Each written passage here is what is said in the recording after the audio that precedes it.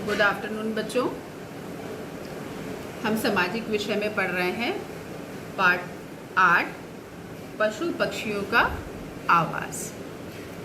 अब बच्चों इसमें हमने कई प्रकार के पशु पक्षियों के बारे में हमने पढ़ लिया है और ये भी जान लिया कि वो पशु पक्षी जो होते हैं कुछ तो खुद से स्वयं घर बनाते हैं और कुछ जो होते हैं वो उनके लिए हमको घर बनाना पड़ता है ना।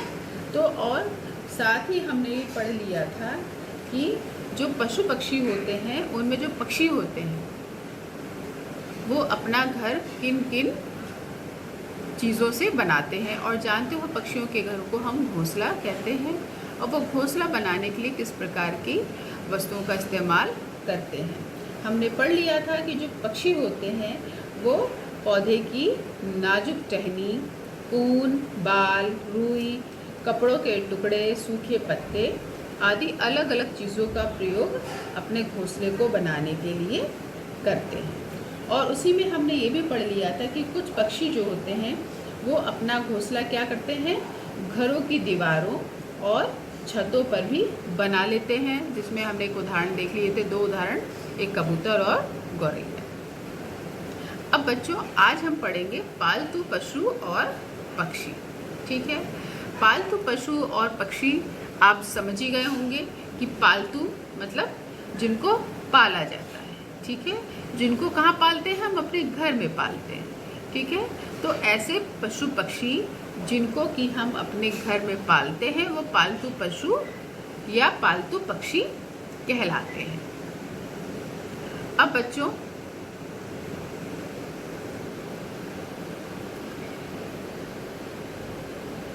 अब चलिए देखते हैं कि पालतू पशु और पालतू पक्षी जो है वो कौन कौन से होते हैं और उनके बारे में हम जान लेते हैं। कुछ पशु पक्षियों को हम अपने घर में पालते हैं। इनके लिए हम अपने घर में रहने का स्थान बनाते हैं। कुछ पशु पक्षी बिना हमारी मर्जी के भी हमारे घर में रहते हैं। अब बच्चों यहाँ पर देखिए कि कुछ पशु पक्षियों को हम अपने घर में पालते हैं। इनके लिए हम अपने घर में रहने का स्थान बनाते हैं। और कुछ पशु पक्षी होते हैं बिना हमारी मर्जी के भी हमारे घर में रहते हैं। तो जो हमारी बिना मर्जी के घर में रहते हैं उनके लिए तो बच्चों हम कोई भी रहने का स्थान नहीं बनाते हैं, वो अपनी मर्जी से ही रहने का स्थान ढूंढ लेते हैं और वो वहीं पर रहने लगते हैं। लेकिन जिनको कि हम पालते हैं और जिनके लिए हम रहने का स्थान खुद से बनाते हैं, तो वो जो पालतू पशु या पालतू पक्षी होते हैं उनमें कौन कौन से ऐसे पशु और पक्षी हैं जिनको कि हम अपने घर में पालते हैं और रहने का स्थान बनाते हैं। तो बच्चों उसमें आता है आपके पालतू पशुओं में गाय, भैंस, बकरी, कुत्ता, बिल्ली आदि जानवर। ठीक है, ये आदि का मतलब होता है और भी है। ठीक है बच्चों, लेकिन यहाँ पर मैं आपको एक बात बताना चाहती हूँ कि जो पालतू पशु और घरेलू पशु जो होते हैं वो उनमें एक बहुत ही मामूली सा अंतर होता है बच्चों। ठीक है, जो पालतू पशु होते हैं मुख्यतः उस पालतू पशु से हम अर्थ ये लगाते हैं कि ऐसे पक्षी या ऐसे पशु जिनको कि हम अपने शौक के लिए पालते हैं या अपने मनोरंजन के लिए पालते हैं, तो वो पालतू पशु या पालतू पक्षी होते हैं। इनसे हमें बहुत ज़्यादा कोई लाभ नहीं होता है। ठीक है, लेकिन फिर भी हम इनको पालते हैं। जैसे बिल्ली और जैसे पालतू पक्षी में तोता। ठीक है, बहुत से लोग बिल्ली भी पाल लेते हैं अपने शौक के लिए कि उनको बिल्ली पालना अच्छा लगता है, या बहुत से लोग जो होते हैं कुत्ता पालते हैं अपने शौक के लिए। भाई कुत्ता जो होता है उससे तो हमें 2 प्रकार के लाभ होते हैं। एक तो हम जो अपने शौक के लिए तो पालते हैं, लेकिन साथ साथ बच्चों जो कुत्ता होता है वो हमारे घर की सुरक्षा भी करता है। और आपने देखा होगा कि घर की सुरक्षा के लिए ज़्यादातर लोग जो है वो कुत्ता पालते हैं, ठीक है। और हम क्या करते हैं, पक्षी के रूप में तोता पाल लेते हैं, बहुत से लोग मैना भी पाल लेते हैं, है ना। और बहुत से जो लोग होते हैं वो आजकल जो छोटी छोटी चिड़ियाँ होती हैं उनको भी अपने शौक के लिए पाल लेते हैं। और घरेलू पक्षी जो होते हैं उनसे जो है हमें लाभ होता है, ठीक है। ये बहुत मामूली सा अंतर है बच्चों, जो आपकी बुक में तो नहीं दिया है, मैंने इसको पढ़ा है, मैंने इसलिए इसको आपको मैं बता रही हूँ। बहुत मामूली सा अंतर है, लेकिन उनको हम पालते हैं अपने घर में, ठीक है। हम चाहे लाभ के लिए पालते हैं या हम अपने शौक के लिए, पर उनको पालते ज़रूर हैं, ठीक है। अब जैसे गाय है, भैंस है, इनसे हमें लाभ होता है। क्या लाभ होता है? दूध प्राप्त होता है ना। तो इसलिए, और दूध केवल इन्हीं से नहीं प्राप्त होता है बच्चों, दूध हमको बकरी से भी प्राप्त होता है। जहाँ भेड़ें पाली जाती हैं वहाँ भेड़ों से प्राप्त होता है। और मुर्गी है ना, मुर्गी से तो हमको बहुत ही फ़ायदा होता है ना। जो लोग मुर्गी पालते हैं वह उस मुर्गी से अंडे प्राप्त होते हैं। अंडे के साथ साथ मुर्गी का मांस भी होता है, जो कि उनको लाभ पहुंचाता है, आर्थिक रूप से मदद करता है। तो इस प्रकार से बच्चों यहाँ पर पालतू पशु और घरेलू पशु में जो थोड़ा सा एक अंतर था, बहुत मामूली सा, वो मैंने आपको बता दिया है, ठीक है। लेकिन चूंकि आपकी किताब में पालतू पशु और पालतू पक्षियों के बारे में बताया गया, तो इसलिए उन घरेलू पशुओं को भी हम पालतू पशु की कैटेगरी में या वर्ग में ही आपको पढ़ाएंगे। अब बच्चों आपके सामने देखिए कि यहाँ पर एक चित्र बना है और उस चित्र के अंदर कई प्रकार के जानवर और छोटे छोटे जीव और पक्षी दिए हुए हैं। अब आपको क्या करना है, चित्रों को देखो और लिखो, ठीक है। और इनकी दो कैटेगरी दी गई है, हमारी मर्जी से घर में रहने वाले और हमारी मर्जी के बगैर रहने वाले। बगैर मतलब जिनको हम नहीं चाहते हैं कि वो हमारे घर में रहें, लेकिन वो फिर भी हमारे घर में रहने लगते हैं।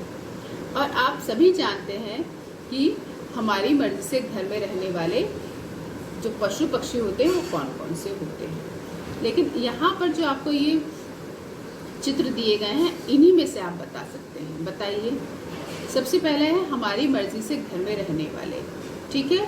तो कौन कौन से जंतु हैं, देखो पहचानो। सबसे पहले भैंस, ठीक है। भैंस जो होती है वो हमारी मर्जी से हमारे घर में रहती है, हम उसके लिए रहने का स्थान बनाते हैं, ठीक है। हम उसको अपने साथ अपने घर के जो कमरे होते हैं उनमें नहीं रखते बच्चों, उनके लिए हम अपने घर के पास ही या घर से सटा करके ही हम उसके लिए छप्पर अप्पर डाल करके हम उसके लिए रहने का एक स्थान बनाते हैं। और कौन कौन से हैं जो कि हमारी मर्जी से घरों में रहते हैं, देखो। क्या ये मक्खी, मकड़ी, मुर्गी, है ना। हाँ, जो मुर्गी होती है वो भी हमारी मर्जी से ही हमारे घर में रहती है। और मुर्गी कहाँ रहती है, दरबे में रहती है ना। और मुर्गी जो होती है उसको हम पालते हैं। और मुर्गी से हमें क्या क्या प्राप्त होता है बच्चों, अंडे और मांस। तो ये भी हम अपने लाभ के लिए पालते हैं। फिर है कबूतर, ठीक। कबूतर नहीं। छिपकली, छिपकली को पालते हैं नहीं, ये भी हम अपनी मर्जी से इसको घर में नहीं रखते। चूहा, चूहे को हम अपनी मर्जी से घर में रखते हैं, बिल्कुल नहीं। घोड़ा, घोड़े को हम अपनी मर्जी से घर में रखते हैं, है ना। इसके लिए हम रहने का एक स्थान बनाते हैं और उसके रहने के स्थान को क्या कहते हैं, अस्तबल, ठीक है। तो इसके लिए हम एक रहने का स्थान बनाते हैं और ये हमारी मर्जी से हमारे घरों में रहते हैं, ठीक है। फिर है बकरी, ये भी हमारी मर्जी से हमारे घर में रहती है। कुत्ता, ये भी हमारी मर्जी से हमारे घर के अंदर रहता है और जो कि क्या करता है, हमारे घर की सुरक्षा करता है। और साथ में इसको हम शौक के लिए भी पाल लेते हैं बच्चों। बकरी से दूध तो मिलता ही है, साथ में इससे मांस की प्राप्ति भी होती है।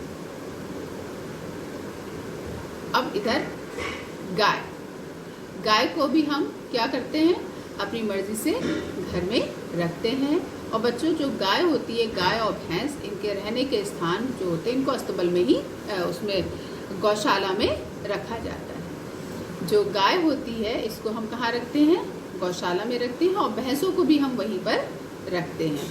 और गाय से हमें क्या प्राप्त होता है, दूध प्राप्त होता है। और बच्चों, जो घोड़ा है इसको भी हम अपनी मर्जी से रखते हैं। और घोड़ा किस काम में आता है, घोड़ा जो है वो सवारी ढोने के काम में आता है ना। तो इस प्रकार से बच्चों, ये हमारी मर्जी से घर में रहने वाले जंतुओं के बारे में आपको बताया।